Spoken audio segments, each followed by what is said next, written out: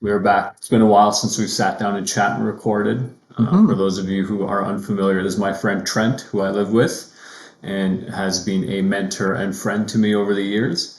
And so today's chat is going to be all about the importance and benefit of not only community, but tribe as well. So I didn't prepare any questions, but generally my desire to speak on the topic is I find more and more as life gets complicated and the challenges arise that I am reaching to more of my community network for ideas for how to deal with complex problems, Hmm. how to potentially bounce my sanity off of other people and ask the question of, am I being an idiot in this situation? And although busy with the school year, like right now, we don't necessarily do much, but over the summers living together, it's definitely fun to either go for a walk kind of by the river valley or just hang out in the sun Hmm. or talk about books and podcasts together. But in tune with that video you sent me, and I guess I can link it later, the decline of friendship, something I had mentioned to students who had graduated last year who are currently at the University of Alberta is Hmm. I recall often reading the U of A would put out some stuff and they'd say, 60% of students say they suffer from loneliness. Hmm. And so, in any given space on campus, if you look to your left and right, there's going to be a bunch of people who are likely feeling maybe the same way you are about friendships and Hmm. social interactions. But a sentiment that I felt and asked several people if they felt the same and they agreed was that although people might say that they feel lonely when you ask them to hang out, the answer is typically no. And so I'm curious, I guess this could lead into a conversation on what you're building with the Gold 12, but generally the benefit that arises from having people living together, Hmm. not because necessarily you're family or you're looking for cheap rent, but rather based on values, community, and building things moving forward. Hmm. So I don't know if you want to pick it up from there. Well, it's a complex topic, and you have to figure out what is important to you. So when I was in university, I was a part of a bunch of different student groups for scholarships, and for me, the only effective student group I found was the fraternity that I had joined, because most student groups were just wildly ineffective. Like I remember the Aboriginal group I was a part of, they had one purpose, and that was to have a gala that they had at the end of the year and basically have it free for Aboriginal students.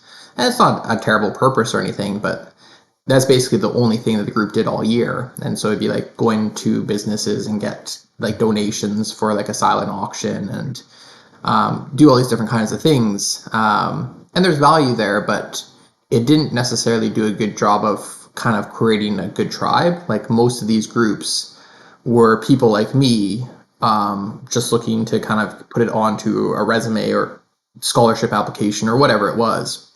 And in particular, I think that's quite common with med students. Is like med students are, you mean, a part of all these different things, but are just there kind of to be able to put it on the application for med school that like, oh, I did these 20 different things.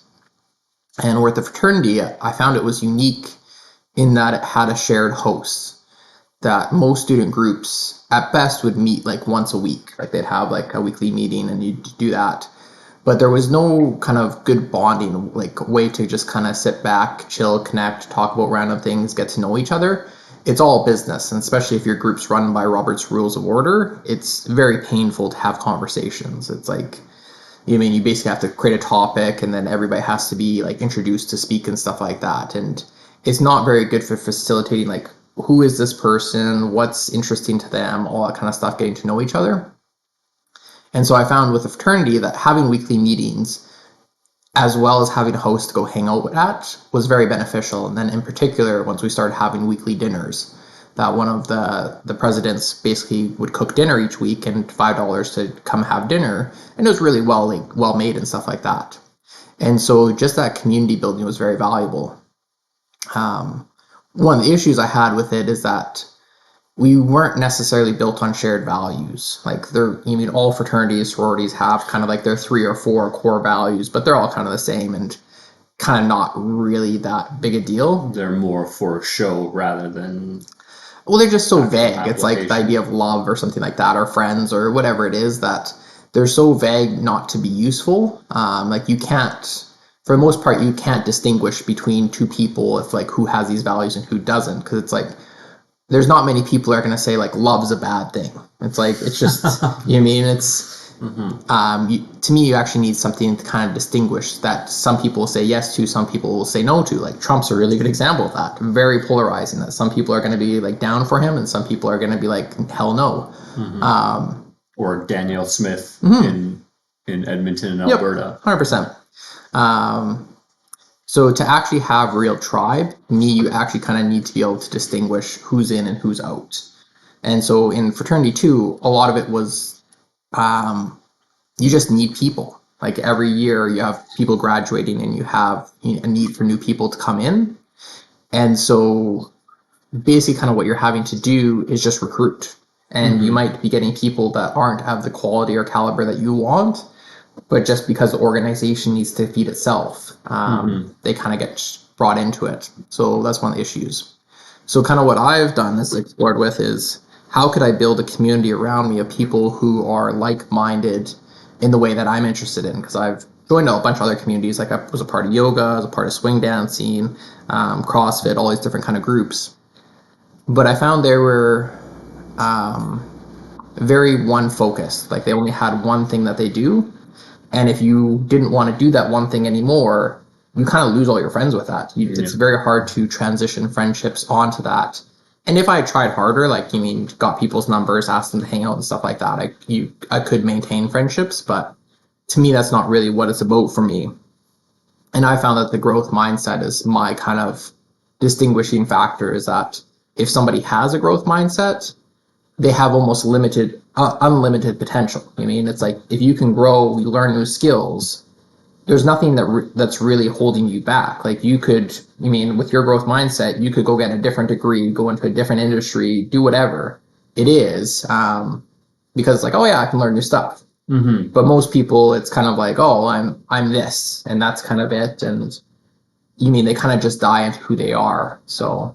And what is it specifically then about the growth mindset that stuck out to you, right? Because for many people, many tribes we'll call them, you don't see a lot of change. And quite frankly, most people are very opposed to change. So, on that note and topic, because many people could, looking at our friendship over the years, ask, well, how the hell are you two still friends? Your lives are very different.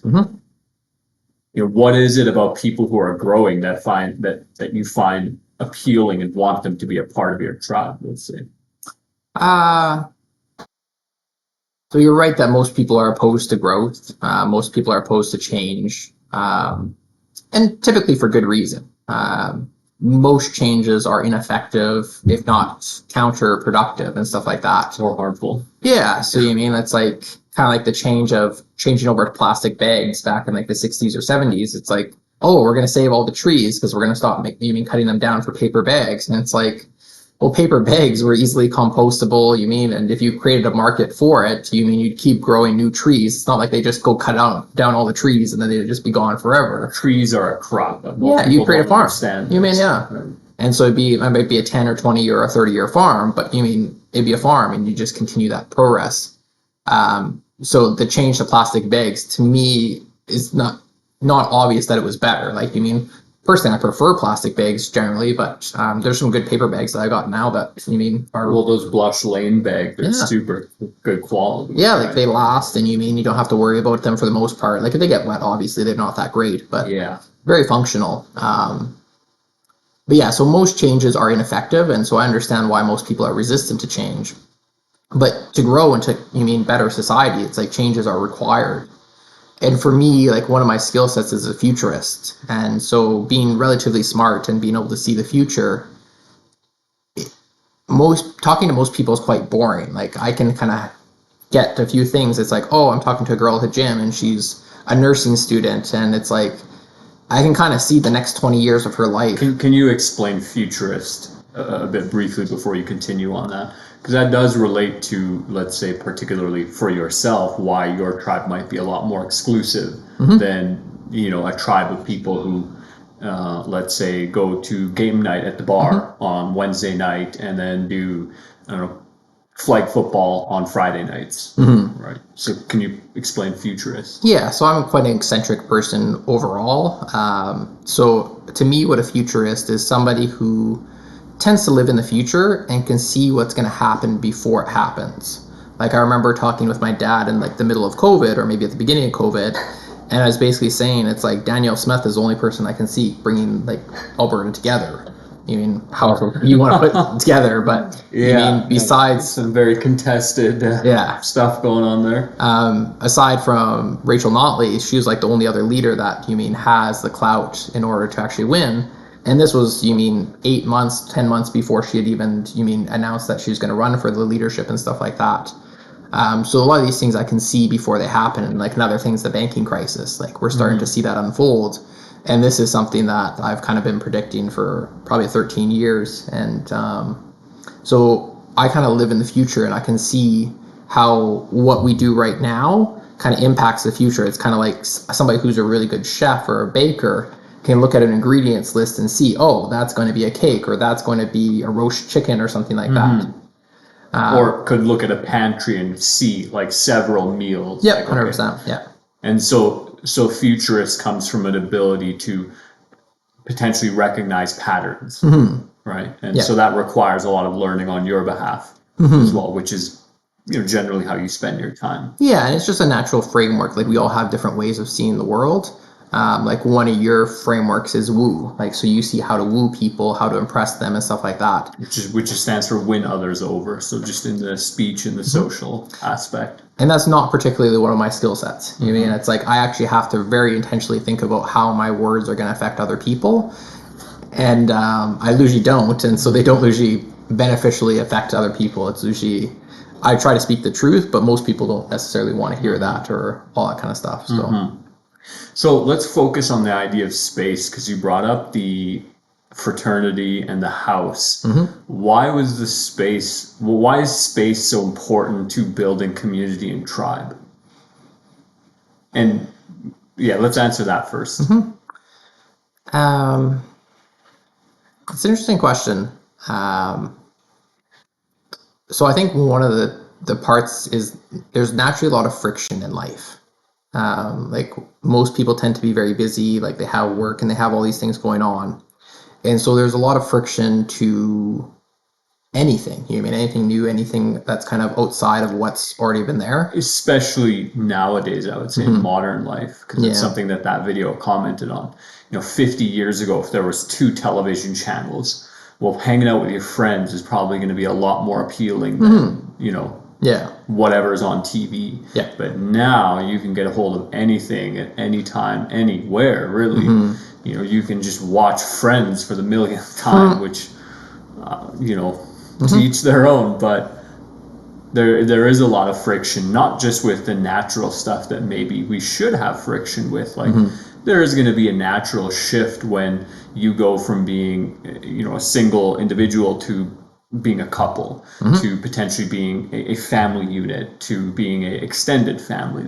So like my colleague or Mr. Murphy, for those of you who know him, he's always busy with his own children and family, and that's a very natural set of friction. And we can even talk about that tribe later on. But coming back to the idea of space and how it eliminates friction. Yeah, so it's tough because, like, let's say you're in a student group that doesn't have a shared space. So let's say we're at the University of Alberta, we're student group, and we rent a room from the SU or whatever. It's like, so that naturally creates a space that people come interact with, but it's a very formal space. And ideally, I find for friendships and stuff like that, what you need is informal kind of spaces. Like you need informal interactions to kind of sustain that.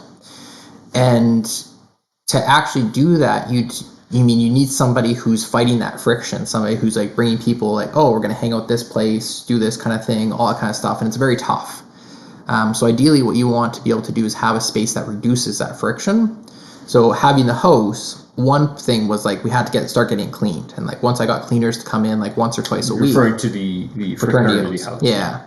it made it attractive. It was like, okay, I actually want to come hang out here. Like, I want to spend time here. And then having the fraternity dinners, the brotherhood dinners, was also very valuable because it's like, it's just something that is going to happen every Friday. So instead of being like, Thursday night or something like that, what's going to happen for Friday? And there's a lot of anthropological work that has studied the importance of sharing food together as well. Yep. So it's like a double whammy, maybe triple whammy, because you Yeah. have that.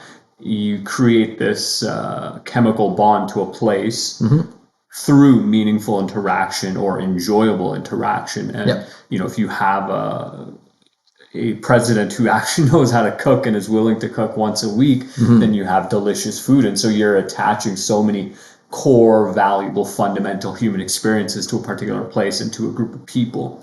Yeah, like I remember one person saying it's basically one of the few things that we can do that involves all our senses. So it's Eating. like, yeah, so it's like, you mean seeing, touching, smelling, tasting, all that kind of stuff. It's like, because if you think of like just like a regular meeting or something like that, it's mostly just hearing and sight. Hopefully it doesn't smell too bad, and but it's like food kind of gets all these different senses involved, and so it creates a lot more emotional connection and stuff like that. So yeah, so it's like, I feel like space is very important, because you're just working uphill if you don't have kind of a shared space for people to come in to bring stuff like that and making it easier. So we could extend that discussion on too, because you and I have discussed quite a bit. And for anyone listening, you likely live in a community, and your community has a community hall. And how effectively really are those spaces utilized? Which, quite frankly, I'm part of the problem. I've never gone to one, right? And I know in my parents' neighborhood, I'm not going to say that on a camera. I know that there are events, even in the one that we go to, it seems like it's quite utilized. But the previous neighborhood we lived in by the university, it didn't seem nearly as much that they were doing anything. So, what is your vision then with that community space?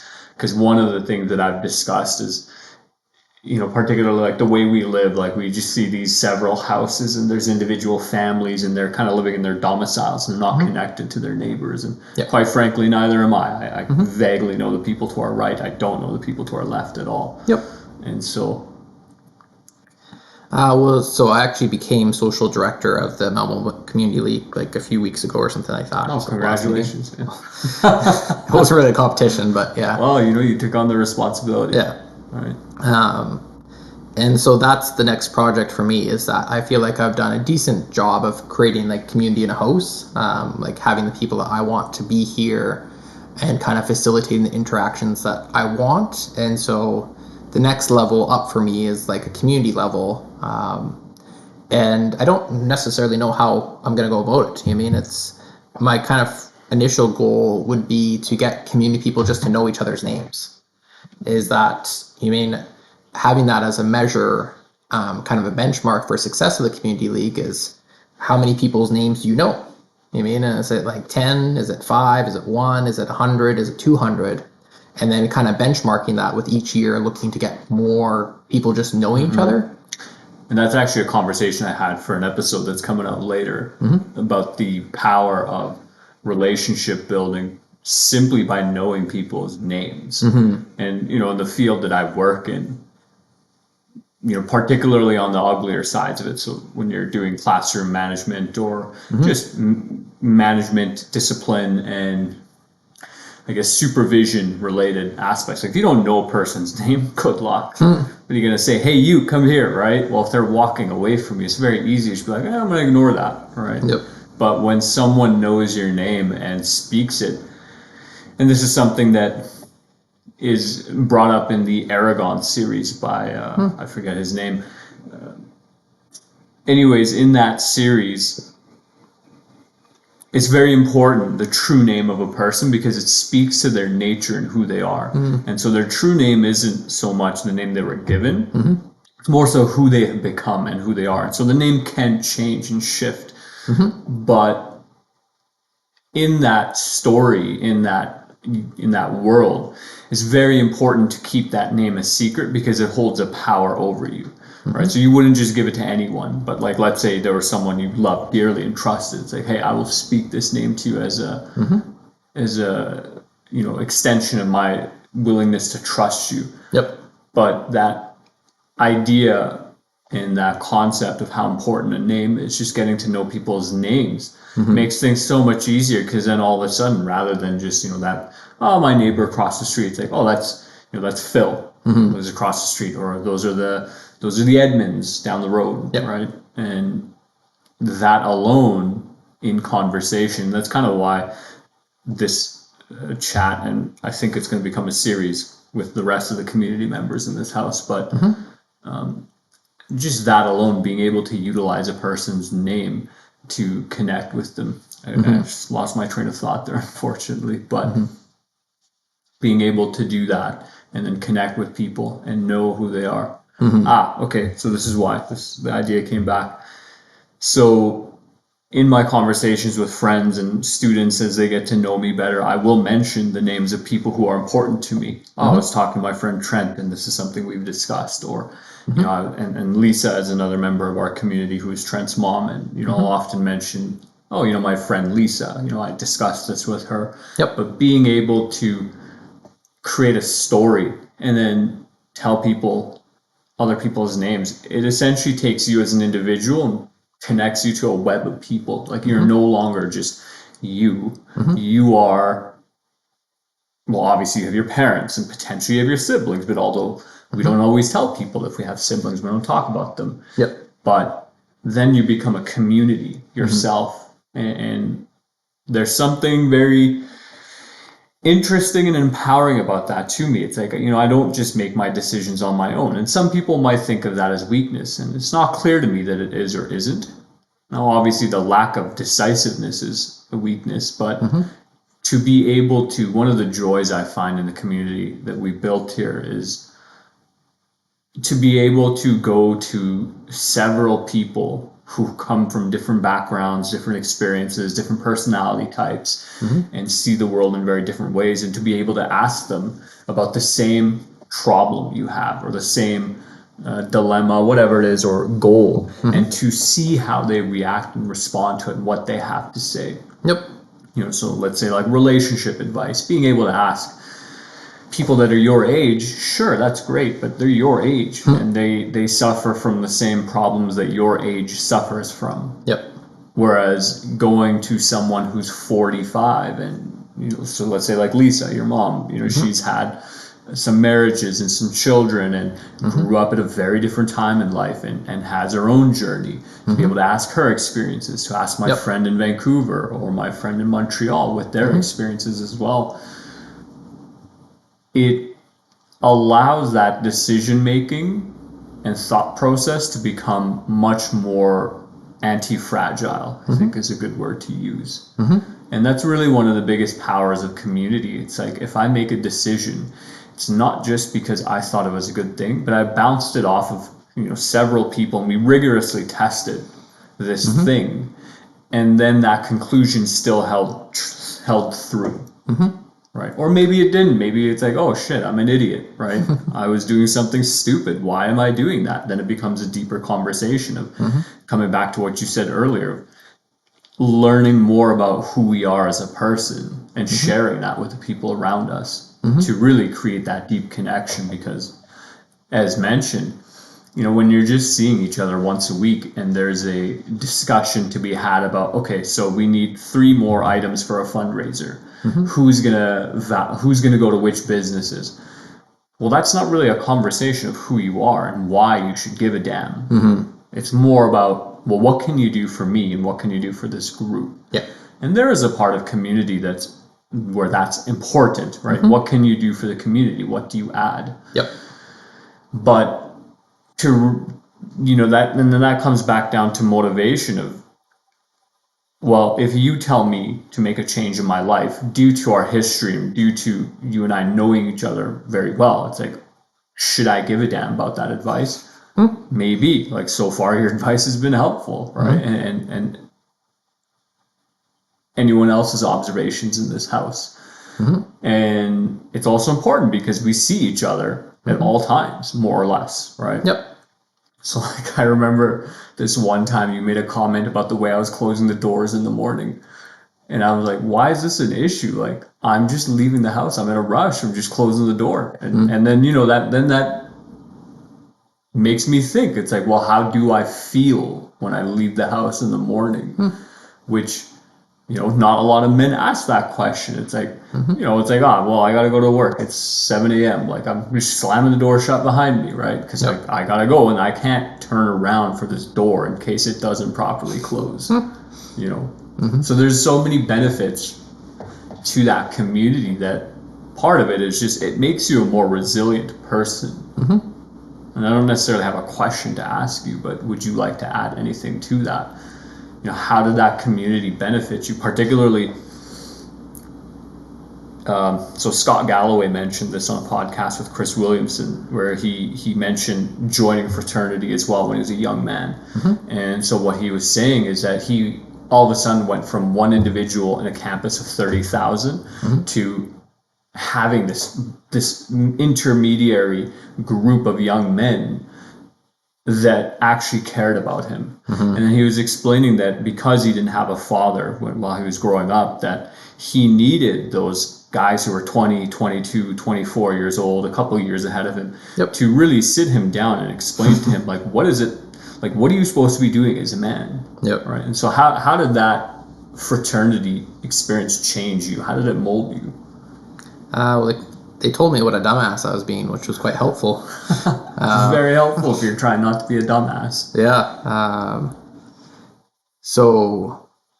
But one of the things I kind of wanted to bring up too was the problem of community. So one of the benefits is to have people to bring you into line. You mean, especially if you're young and you're changing and you're trying to figure things out. Like a big motivation for me joining the fraternity was how to better interact with women. And having these guys who had had lots of experience with women and were quite confident with it was quite beneficial, and get to ask them or just get to see them and see what they do. But one of the other things I bring up with community is you kind of made it seem perfect. That's not how I describe community. I'd say most communities are quite problematic. And most communities are basically just designed to be what they already are. So like the school system is naturally very much that way. It's like, here's how the school system is. And so I think there's been a fair bit of studies done that a lot of students would benefit if school started an hour or two later in the morning. So many. I feel like that research is very clear. But it's like, that ain't never going to happen. You mean, it's like, that's pushing a boulder uphill. And like, you might be able to get one school to do it. And if you actually got a lot of success from that, and that school was doing like 10% better than all the other schools, then or they got like 10 or 20% more students, and that's what they're wanting, then it might spread to another school, but it's an uphill battle. So changing community is very difficult. Yeah, most tribes are dysfunctional. Like, this kind of comes from Dave Logan and his tribal leadership book. Most tribes aren't smart. They're not going to change. They're just the way they are. It's like, kind of think of interacting with a dumb person, and then it's kind of like, I think I told you about the Dunning Dunning-Kruger? Yeah, that effect. You mean, basically where the idea is that the dumber somebody is, the more sure that they're right. Yeah. And so I've had that conversation with plenty of men. Most tribes are that way. So it's like, here's the way we've done it. And it's very hard to change it. So for me, I actually had to break off from my tribes. Like, when I was graduating from university, I had the goal to become an entrepreneur and start my own business. But none of my friends from the fraternity were on that path, could see that or understand it. And so I basically had to close myself off from them and like just go completely myself, because I had enough doubts on my own of how I was going to make it. Can you explain a little bit more specifically why you did that? I know, but just for the sake of the interview. Well, it's very much like a crabs in the bucket kind of scenario, that when you're trying to change, you're trying to do something different, and you're trying to better yourself, most people are just going to naturally just pull you back down and say all the reasons why that's wrong, why you can't do that, or whatever it is.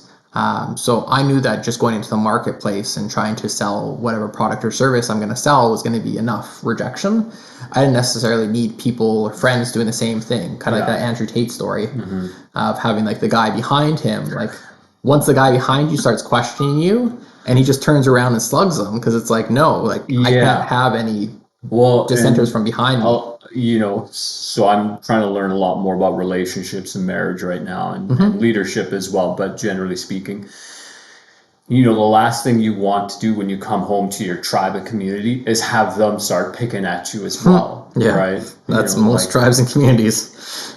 And so I guess our difference in how we're presenting information right now is because you and I exist in a tribe that was made with more intention. Yeah, so like that's probably the biggest thing is that I've intentionally created this tribe, kind of from the ground up, and I've burned it to the ground a number of times and tried to rebuild it and figure out what works. Like I've created a bunch of different meetup groups and stuff like that, and it's very tough. It's not easy to build a smart tribe that actually wants to grow and learn and to try new things and all that kind of stuff. So I think kind of the picture you're painting of community, of it being kind of perfect, it's like that is not the picture of community. Like that's what I'm trying to even sell, and that's what I'm trying to provide for people. But the actual process of creating that was not that way. Kind of like businesses. It's like a business that's 25 years old and everything's going great now. It's like it looks super smooth and it looks super profitable, but that was not the first 10 years. The first 10 years were rough. I'm trying to figure out how to make ends meet and stuff like that. So that'd be one thing I'd kind of bring up to people is just like, don't expect it to be easy. Don't expect it to all this kind of stuff. Well, it's going to be difficult, but choose your difficult. So for you and I living together, there's been a lot of adapting and growing, changing. And, we had that one summer where we did a couple different challenges, which was really fun. But, that's also painful. Like, I guess for yourself, learning how to pull back and be more careful with your words. And for myself was learning a lot more about several areas of life, which was necessary. And for the record, I mean, we've been friends now for probably 6 or 7 years, hey? Yeah, I think it's closer to 7 or 8, yeah. Yeah, so I was like 20 years old, 21 years old when we met. And very different. But choosing your pain is very important because one of my initial communities I was a part of was through my mosque, and from 15 to 22 they taught me a lot of valuable skills. But after about 18, 19 years of age, I was able to start picking up on more and more of the, let's say, hypocrisy of the individual.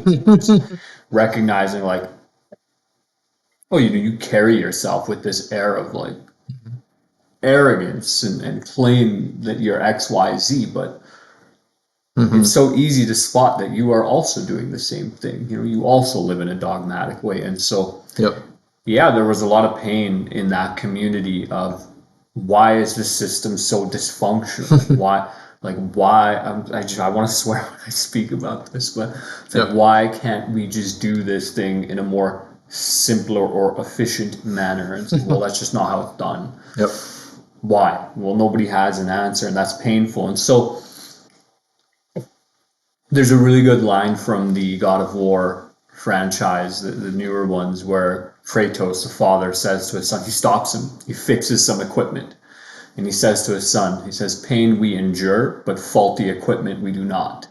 And it's important note on what to value. It's like, okay, so running an event is going to be difficult. Pain we endure. Doing it with a bunch of morons who are flaky, we do not endure that, right? It's like ideally not. Ideally not, right? Which is kind of what the mosque was feeling like. You have this community and you're trying to run an event, and the intention of the event allegedly was to educate people, but what ends up happening is, well, 2:00. Not enough people show up to count this towards the tracking system that they have. Okay, well, we'll push it back 30 minutes. Now you've taken money out of that bank account of community by telling the people who did show up on time that they're not valuable, and that the real purpose of this event for this community was not to educate, not to bring people together, but was to get us one more check mark on the list of things we need to do. And so coming back down to all communities have pain, but it's good for people to be intentional about which pain they choose. Because if you're just around a bunch of chicken-headed idiots and nothing functions, and nothing goes the way it was either planned or intended to, you really got to ask yourself, like, is that the community I want to be a part of? Yeah. Or in your, no, go ahead. Well, it's not. You got to choose your pain in general in life. So, like, becoming an entrepreneur was not an easy process. But now it's like having you in my math tutoring business for the last like 3-4 years or whatever it's been now. It's like that's really cool, and you mean it's not nearly as profitable as you mean because like I had a lot of friends who just went and worked in the oil patch after we graduated, and you mean comparing our lives at that point, it's like you mean I was miles behind. They could make $120,000 in the patch or something like that, and I'm struggling by you mean like $18,000 a year. But like I much prefer like the pain I've gone through and like the lifestyle I have now. And same thing with community. It's that you could kind of just take it easy and stick with your friends from high school or college or whatever it is, or work. But the pain of creating that community to me has been very valuable, very worth it. It's like having real friends that I can trust and count on and stuff like that and have real conversations with is far more valuable to me than you mean that pain. So it's like you mean 10 years, 20 years, 30 years, it's gonna pass. And it's kind of like, what are you gonna have to show for that? Did you play it easy? Did you play it weak and you didn't do anything? Or are you actually willing to take on the pain on the front end and then get the results, the things that you wanted on the back end? And that is a very tough thing, I guess, for many people, because it's not everyone has that same skill of seeing into the future. So, True. Being able to ask yourself, well, what is this community going to look like, 5 years from now? For myself with the mosque, it was more leaving that community was more so a decision of, well, I'm not the one in the driver's seat of my life. I feel as if other people are making decisions for me, Yep. and they don't necessarily have my respect, or rather, they've lost my respect. Again, from a conversation that's going to be released eventually. Yep.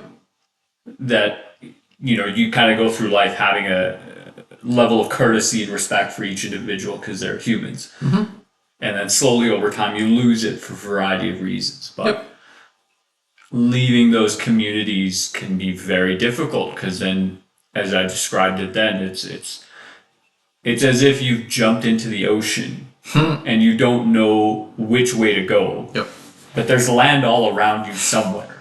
It's like, well, I could go there, I could go there, I could go there. You don't really know how far, which shore is. Yep. But it can be very scary to be in the ocean. 100%. And I'd say particularly for you with your family being so interconnected with the mosque as well.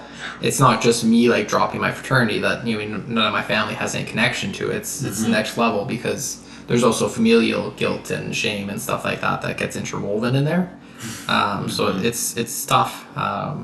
And it is. And then the third layer of like religious stuff, right? Too. And God. Like, is God upset now? Like, is God going to cast a stone my way? Yeah, that's a rough one.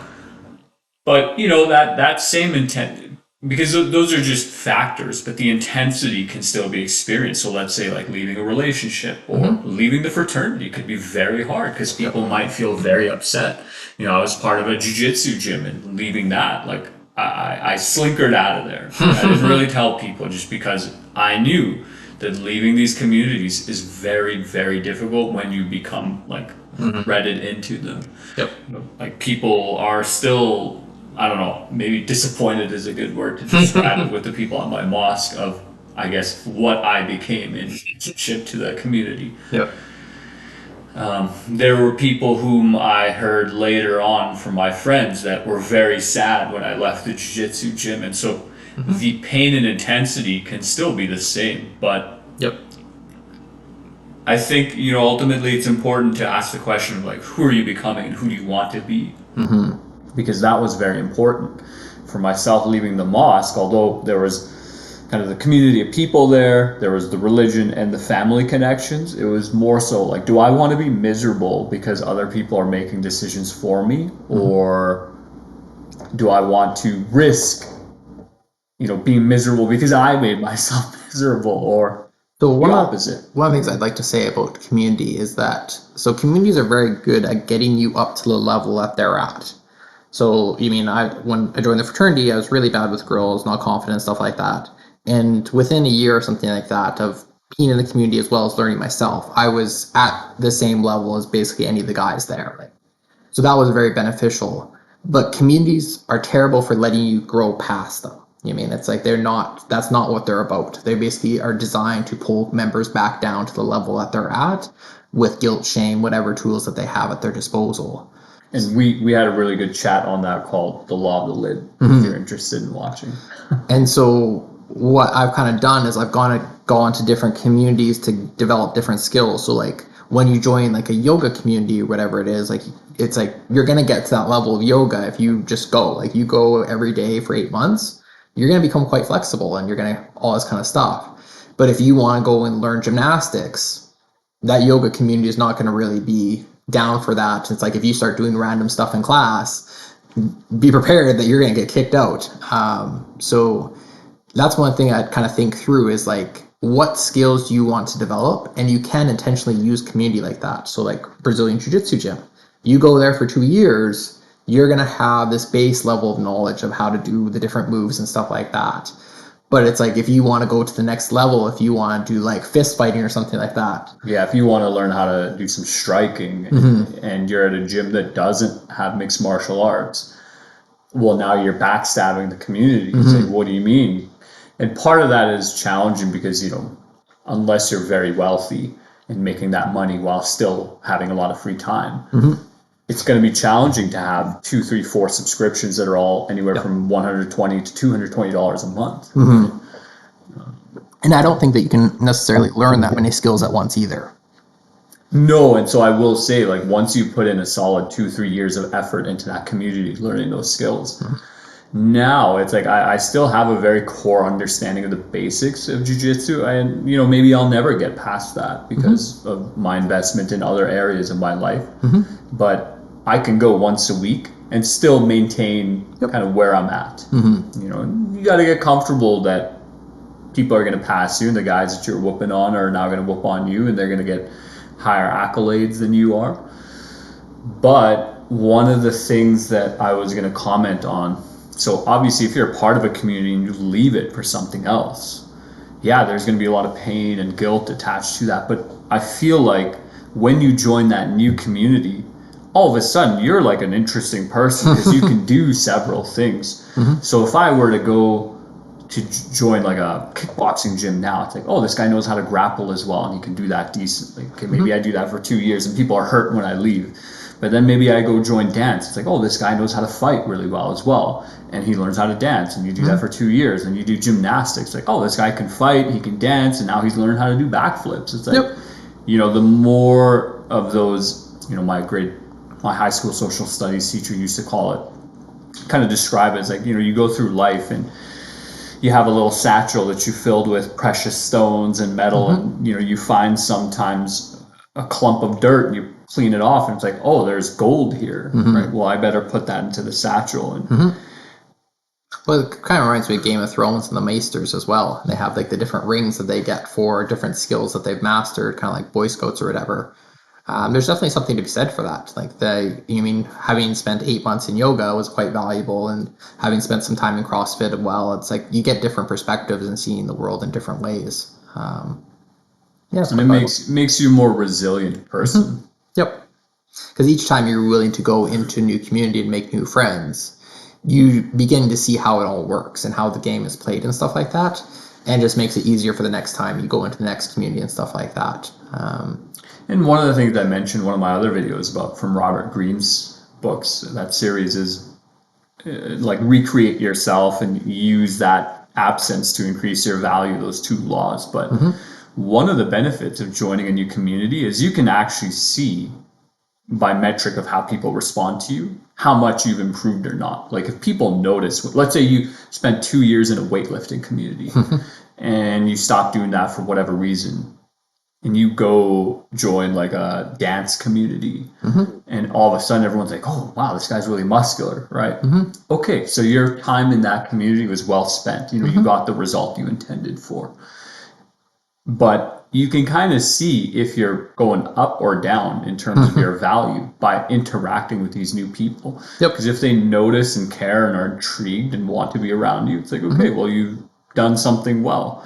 Hopefully you understand what it was that you did well. But Yep. if you're just another whatever, then you can actually ask the question, well, how effective am I being at my intentional participation in various communities and gaining skills?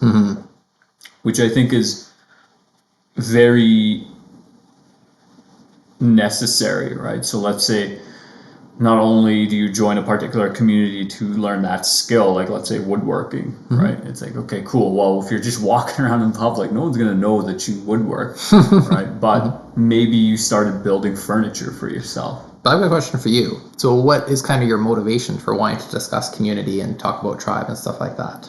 I thought I shared that clearly at the start. Because as I get to know people, I mention the gems I've gained from my community members that help me to make these decisions. And why I do that, I don't know, because sometimes I feel like it discredits me, like, oh, this guy doesn't know what he's talking about, he just has 6 friends. And again, it's not clear to me if that assumption is true, because to be a good leader, you have to know what your people want. And you have to actually sit with them. And ideally, the best leader takes the best advice from everyone and uses that to the best of their abilities.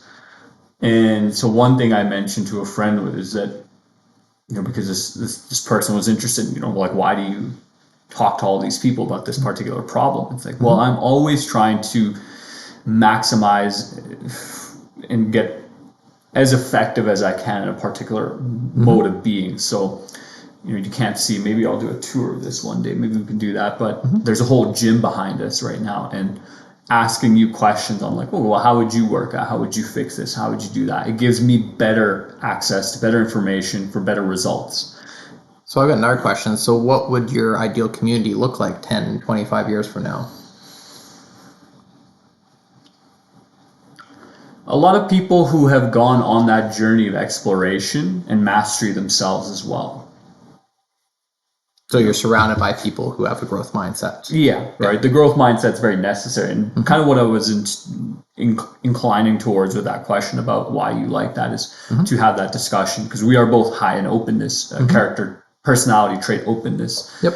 And aside from what you can gain from being in a high openness, people with high openness are just more interesting. So you have a conversation. So even like on my hikes, I was having conversation. I was explaining to people problems through archetypes and symbolism and storytelling and narrative, which is not how people generally break down other people's problems. It's like, usually it's like, well, you're an idiot. And if only you could see you were an idiot, you just wouldn't have this problem. So just stop being an idiot. It's like, well, that's going to create resistance. But if you tell someone, oh, so here's this symbolic archetype that exists, and this is what you're dealing with, and being open and vulnerable, like, I don't know how to deal with it, I'm aware of this, and now you're aware of it too, so you can spot that more. So knowing about the hero's journey helps me to explain to people where they're at in their life. It's like, okay, like you're stuck on you're in the refusal of the call to adventure. You can't pick between right or left. And so you think that the safest place to stand is just where you were rather than moving forward. So there's a really good quote that I liked. It's like, you could be on the right track, but if you don't move, you're going to get run over. Right? So it just makes people's explanations and breakdowns of things so much more fascinating and so much more nuanced. And again, that helps me to optimize my own life. Because I don't want to be an idiot, and I don't want to move through life with more pain than is necessary. If I'm going to have pain, I'd like it to be intentional, right? Like, I want to do this, and particularly physical, through exercise, not like, oh, well, I did something dumb because I was too ashamed or too embarrassed to ask because I thought it was a stupid question. I thought, oh, whoop-de-doo, look at me, la-di-da, I know the answers to everything. And then something stupid happened, and now here I am in hell. And who's responsible? Myself, right? So being able to avoid creating that hellish life. That's Yep. why I like having community, to be able to talk to you or Stephanie or Lisa, Mm-hmm. Chio, Marina, my friends in different provinces, and to Yep. keep those connections, because it's like, hey, like I'm having this problem. Like, what do you think of this? Because they might be like, oh, like I've had this phase in my life as well. And you're like, whoa, no way. Like I would not have expected that from you. Yep. Can you tell me more? So to find out from a religious friend, she's much older, that she had her phase where she was also exploring open relationships, and it's like, whoa, I would never have guessed that, Cynthia. Like, why did you feel compelled to move towards that? Mm-hmm. And her explanation was very fascinating. It's because for her life, God had led her, whatever, in her life, her relationship fell apart and Mm-hmm. was very hurtful to her. And so the way she understood it is like, okay, well, God wanted a healing masculine energy to be present so that I can move forward as a better person, Mm-hmm. rather than live in the bitterness of what this person did to me. So hearing that explanation from one of my community members Mm-hmm. helps me to better make a decision moving forward, Mm-hmm. right? And then part of it is just, as you get to know people and being who I am, just sharing what I know and having those discussions. It's like, Yep. I like and enjoy telling people that, oh, I learned this from this source. I got Mm-hmm. this from this source, so that maybe they too will pick up that little kindling and start the fire in themselves. Yep. So, yeah, for me, community, like 25 years down the road, if I could just pick up the phone call and call someone who's like an expert on a certain thing, Mm-hmm. let's say 25 years down the road, this whole podcast thing really has taken off. It's like, Yep. like how Joe Rogan will talk about, oh yeah, I just called Elon Musk about the Twitter deal or whatever. It's Yep. like, oh, I didn't know you could just do that. But I guess if you got the clout, like, yeah, you can just call people and be Yep. like, hey, I have this problem, this idea. Mm-hmm. And you learn so much. And then that impact, like as we talked about in our discussion of the law of the lid, I don't know how long I'll stay in the teaching profession, but the better I get, the more I'm able to deal with, right? It's like the if you picture it like a pyramid, the higher I rise, my point, Mm-hmm. the wider my base gets, and the Yep. more influence and impact and benefit that I can have. And that really appeals to me. Mm-hmm. And as Tim Ferriss would say, I think, no, it's not that book. We do this on the shoulders of giants, the people that we associate ourselves with Mm-hmm. and decide to become familiar with. So, for example, the phrase anti-fragile that I use, I've never read the book by Nassim Taleb. I've Mm-hmm. only heard you talk about it and other people, Mm-hmm. members of my either direct or digital community. Yep. And so there's so much to be gained by an intentional community, because I feel like I'm going back to the idealism. But Mm.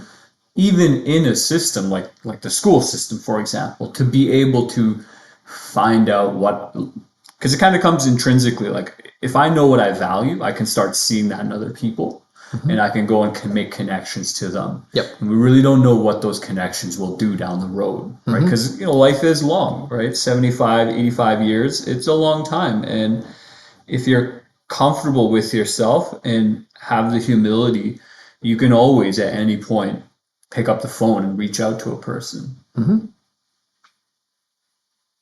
And then on the flip side, you just don't know what it means to them either.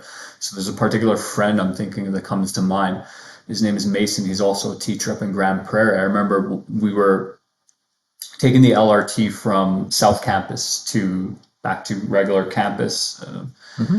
And he said to me, he's like, Najib, I really appreciate that you not only ask me questions about who I am, but you also listen. Like you Mm-hmm. actually seem to care, Yep. right?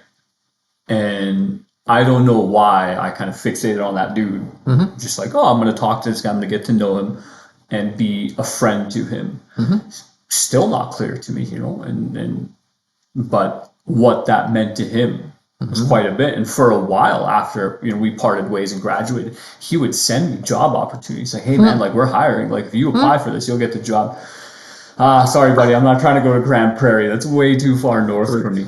And but just what it does, not only for yourself but for the other people, and I guess that deep inner feeling of knowing that there's a person or a group of people that care for you and care whether or not things in your life go well or the way you'd like them to. Yeah. And who give a damn if you're getting better or being acknowledged or things aren't going well. So it's like, well, how do we help you out, right? What can we do? Yep.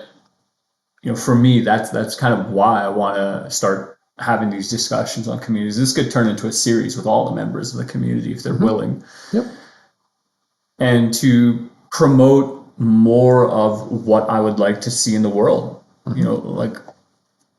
So I was having a chat about, I was at a restaurant, there's a TV nearby, and I was just fixated, unfortunately, and they're playing hockey. And so I raised up the issue, like, what are your I asked my friend, what are your thoughts on organized sports? And, my friend went on a different direction, but I was more so thinking, not that I disagree with what they were saying, but I was more so thinking that there are, I don't know how big Rogers is, like what, 30,000? Somewhere around there, I think. Okay. 30,000 people religiously, because it really is a religious ritual. They show up, they watch these games. Maybe there's 2 games a night, or sorry, 2 games a week. Somewhere around there. Something like that. God, imagine if these people instead flocked to local rinks, gyms, and arenas and just partook in friendly, communal, competitive play. Yep. How would that transform the world? And again, full on acknowledging my hypocrisy. I don't do that. Yep. Not necessarily. I mean, I go to jiu-jitsu. I haven't for a while with my nose, but the fact that people feel lonely, even myself at times, I get lonely. It's like I would love more of a social life and different aspects to my life. And acknowledging, you just have to reach out and grasp it. Like it's that simple. Yep. You just have to have the courage. But wouldn't it be cool if you were associated with like 500 people just because you partake in a social or sport type gathering and you just know these people maybe, and whatever, if it's periphery, it's like, we're part of this community. Yep. And this is what we do. And I guess that comes back to your criticism that, we play ball hockey on Saturdays and that's all we do. Better than not playing ball hockey on Saturdays, right? Yep. But maybe it's on Saturday we play ball hockey, on Sunday we have a barbecue, right? And part of that just comes back down to that initiative and leadership of, even if you, like, let's say you're watching this and you're part of a fraternity and maybe you have like one party every season and the goal is to get as many women there as possible and to, I don't know, get drunk, have a good time, get a band playing. I mean, that's great. Like, it's better than nothing. But if you really want that fraternal or sorority relationship to organize, either someone cooks or everybody who wants to be there pitches in like $5-10 and we order some food and we get a big buffet delivered and we all come and eat, right? Yep. But to establish those connections with a purpose as well, because that's something I've been chatting with my colleague about. Like, what is the purpose of what we're doing? And that's something I'm now adding into the notes, my classroom material that I'm making, which I'm very proud of myself for going out and making, is asking these questions like, what is the purpose of this? Because I need to know that myself, because otherwise I'll go up there and sound depressed. Like, this stuff is boring, you're not interested, and it's not really what I'd like to be teaching you. Yep. Or have you here for 85 minutes. Like, what could we really discuss? And it's tough. Like, communities will have many different types of people. So in a classroom, like, I love when I get that handful of students who are like, let's make this better. It's like, cool. I'm going to stick to things into you. I'm going to take this energy out of you. I'm going to utilize it to better my classroom. Yep. And you may not benefit from this experience, child. Your information will help me to create a much better classroom, and you partake in that community. Yep. But then you'll have the kids who my God, you could give them cocaine and hookers and they'd still be bored. Yep. God forbid me for saying that, but you could give them whatever they wanted and they'll still be bored and they won't be interested. And so, yep, it's tough. It is tough, but at the end of the day, do we really just want to be sitting in our rooms alone watching our YouTube videos and going out on our walks by ourselves, or do we want to be surrounded by people that we intentionally choose at a frequency that we intentionally choose. Yeah, it's tough, but it's like, to me, like, that's what taking on the social director of the community league. It's like, it's an uphill battle. I mean, that there's not a lot of strong leadership in there, and it's going to be an uphill battle to figure things out. But I think there's a lot of also kind of good seeds. Like, you see how many people are walking with their dogs and stuff like that. And a lot of times, as I'm driving around, I'll see people talking to each other. Like, they stop and chat with each other and stuff like that. So there's the seeds. It's just looking for that leadership of somebody to create containers for events and stuff It'd like be an that. interesting idea. So I don't know how much that hockey rink in the neighborhood gets used in the summer, but getting permission or setting up a way to have that as like an open dog park, so people can bring their dogs there and just let them loose in the rink, or whatever area. But if dogs is the method, and that's interesting too, because it's like sometimes you got to pull things to your direction, but other times you need to flow into what's already possible. And I think we've had chats on that too. Yep. You got to sell people what they already want if you want to make a lot of money, right? But taking that responsibility to build the lives that we want. I think that's the most important thing, and I think we can end that there. Sounds good. Thank you.